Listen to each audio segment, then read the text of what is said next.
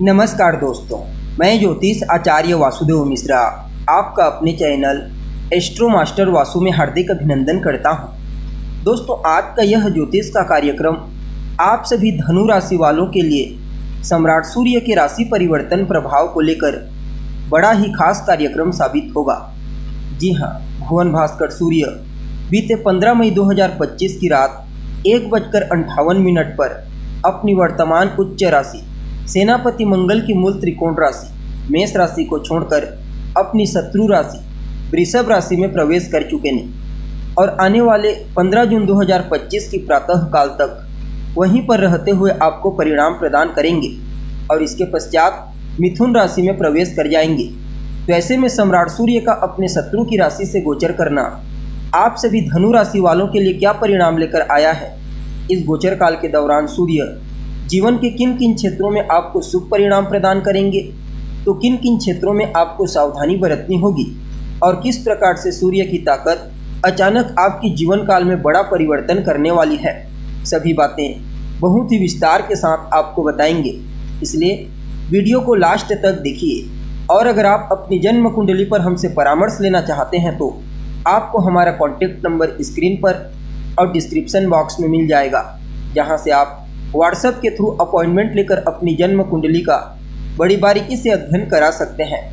तो दोस्तों, सूर्य कौन है? सूर्य तो आत्मा, पिता, उच्च सरकारी नौकरी, मान सम्मान, पद प्रतिष्ठा, सफलता, आरोग्यता के कारक हैं। सूर्य अपने इन्हीं कारकत्वों के चलते हमारे जीवन के विभिन्न पहलुओं को प्रभावित करते हैं। सूर्य का बलवान होना इस बात की ओर संकेत करता है कि ऐसा जातक जीवन के हर क्षेत्र में श्रेष्ठ सफलता हासिल करेगा, मान सम्मान, पद प्रतिष्ठा हासिल करेगा। जबकि सूर्य की कमजोर स्थिति जातक के जीवन काल में संघर्ष को बढ़ा देती है, मेहनत के अनुरूप सफलता नहीं मिल पाती, शासन प्रशासन से नुकसान होता है, पिता से तालमेल में कमी होती है, नेत्रजन्य पीड़ा और हड्डियों से संबंधित तकलीफ सूर्य कमजोर अवस्था में जातक को प्रदान कर देते हैं। इसलिए इनका बलवान होना आवश्यक हो जाता है, चाहे जन्म कुंडली में हो या फिर गोचर कुंडली। और इस बार देखी जाए तो गोचर कुंडली में सूर्य भले ही अपनी शत्रु राशि वृषभ राशि से गोचर कर रहे हैं, लेकिन वृषभ राशि एक भूमि तत्वीय राशि है। इसलिए आप सभी लोगों के लिए, धनु राशि वालों के लिए सूर्य का यह गोचर कई मामलों में बड़ा ही अद्भुत साबित होगा। अब देखिए, आप सभी धनु राशि वालों के लिए सूर्य का यह गोचर कहाँ पर हुआ है, तो आपकी राशि से छठे भाव में हुआ है।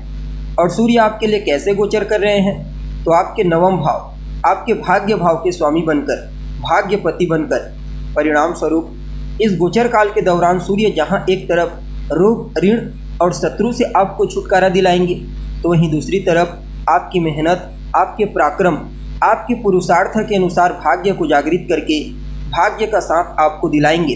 जी हाँ, छठा स्थान जो होता है यह आपके रोग, ऋण और शत्रु का होता है।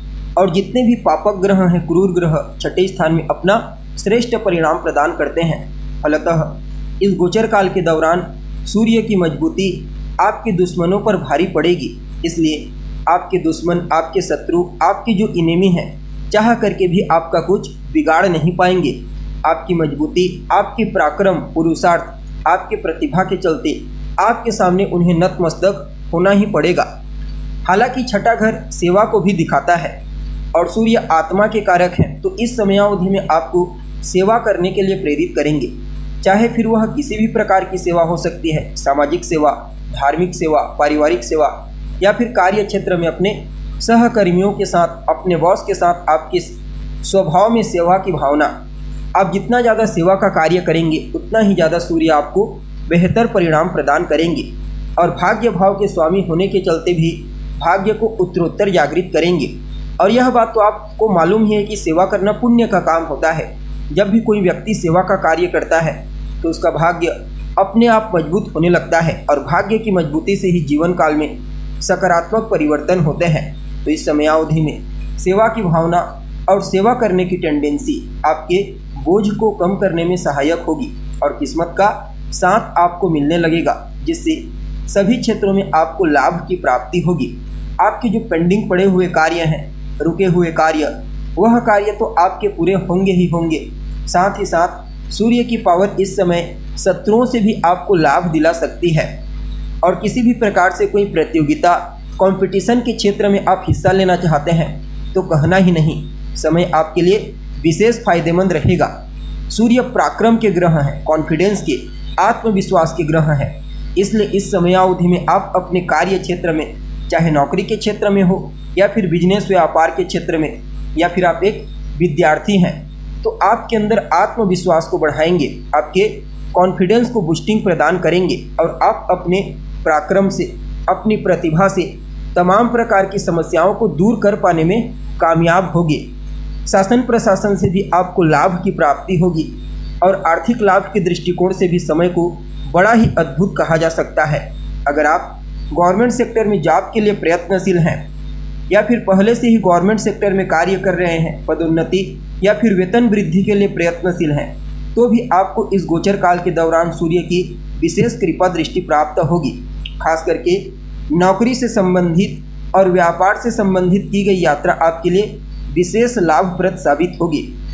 सिर्फ इतना ही नहीं, सूर्य इस गोचर काल के दौरान आपको जागरूक बनाएंगे, अर्थात अपनी कमियों को पहचान करने का मौका देंगे और कमियों को सुधारने की दिशा में आप कार्य भी करेंगे, जिसके चलते आपको लाभ की प्राप्ति होगी। हालांकि आपको थोड़ा सा अपने अहंकार पर नियंत्रण रखना होगा, इससे चीज़ों को इस्टेब्लिश कर पाने में आपको आसानी होगी। और सूर्य छठे भाव से जब गोचर करते हैं तो सिर्फ यही चीज़ कहते हैं कि आप मेहनत कीजिए, एफर्ट कीजिए, समस्याओं का डट कर सामना कीजिए, अंततोगत्वा जीत आपकी ही होगी।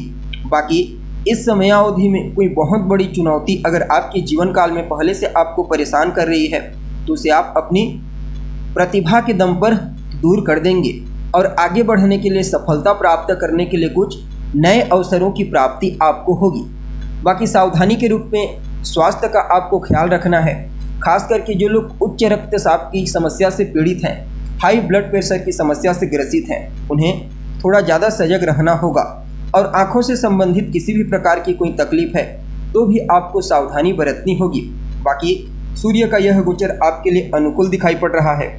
उपाय के रूप में क्या कुछ आपको करना चाहिए जिससे यह गोचर आपके लिए और ज़्यादा बेहतर और सकारात्मक परिणाम प्रदायक बन जाए, तो भुवन भास्कर सूर्य की आराधना कीजिए, नियमित रूप से उन्हें अर्घ्य प्रदान कीजिए। अर्घ्य देने वाले जल में थोड़ा सा गुड़ मिला करके उन्हें अर्घ्य प्रदान करें और नियमित रूप से गुड़ का सेवन करें। और हो सके तो आदित्य हृदय स्तोत्र का पाठ करें। अपने पिता, अपने बॉस का सम्मान करें, उनका कहा माने। सूर्य का यह गोचर आपके लिए और ज़्यादा पॉजिटिव हो जाएगा। तो दोस्तों, उम्मीद करते हैं आपको जानकारी पसंद आई होगी। अभी के लिए बस इतना ही। पुनः मुलाकात होगी एक नए एपिसोड में। तब तक के लिए नमस्कार।